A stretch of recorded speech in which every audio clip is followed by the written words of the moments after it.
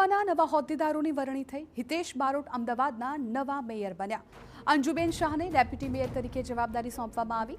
Kamlesh Patel standing committee chairman તરીકે તેમની વરણી થઈ। દંડક તરીકે અતુલ મિશ્રાની પસંદગી કરાઈ। જશુ ઠાકોરને પક્ષના નેતા તરીકે જવાબદારી સોંપાઈ। મેયર સહિતના હોદ્દેદારો પર નવા ચહેરાઓની પસંદગી। અમદાવાદ મનપાની રાજનીતિમાં નવા સમીકરણો સર્જાયા।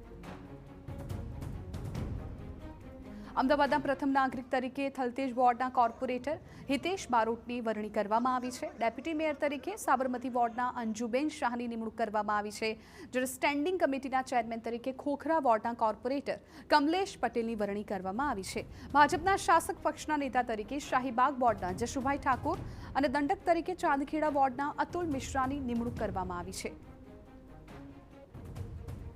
અમદાવાદના મેયર તરીકે વરણી બાદ હિતેશ પટેલે કહ્યું કે પીએમ મોદીની વિકાસની રાજનીતિને અનુરૂપ અમદાવાદ શહેરનો વિકાસ અમારો લક્ષ્યાંક રહેશે। અમદાવાદ ઝડપથી આગળ વધે તે માટે અમે પ્રયાસ કરીશું।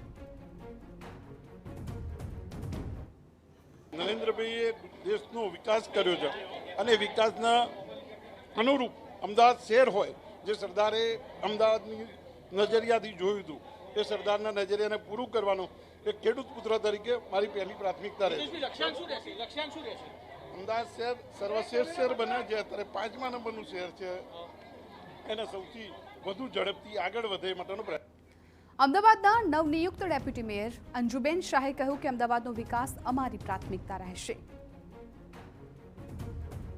મારી મુખ્ય પ્રાયોરિટીમાં અમદાવાદનો વિકાસ, ભાજપની જે ગાઈડલાઈન હશે એ પ્રમાણે ને જે શહેરના નાગરિકોને જે જરૂરત હશે એ પ્રમાણે જે એ લોકોના સુઝાવ હશે એને બી અમે ધ્યાનમાં રાખીને જે કામ કરવા જેવા હશે એ બધા અમે કરી લઈશું। સ્ટેન્ડિંગ કમિટીના ચેરમેન પદે વરણી બાદ કમલેશ પટેલે કહ્યું કે ભારતીય જનતા પાર્ટી હંમેશા પડકારને પૂર્ણ કરી છે। અમને જે પણ જવાબદારી મળે છે તેને નિષ્ઠાપૂર્વક નિભાવીશું। ચેલેન્જનો સામનો કરવા માટે ભારતીય જનતા પાર્ટીના કાર્યકર્તાઓ અને પદાધિકારીઓ હંમેશા તત્પર હોય છે, અને જેને કારણે જ વારંવાર પ્રજાજનો ભારતીય જનતા પાર્ટીને તક આપે છે।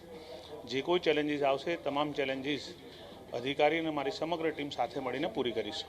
એલપીજીની વાત હોય કે પેટ્રોલ ડીઝલની વાત હોય, ઈંધણની ક્રાઇસિસ છે અને તે તબક્કામાં આપણે બહુ મોટી જવાબદારી છે। શું લાગે છે?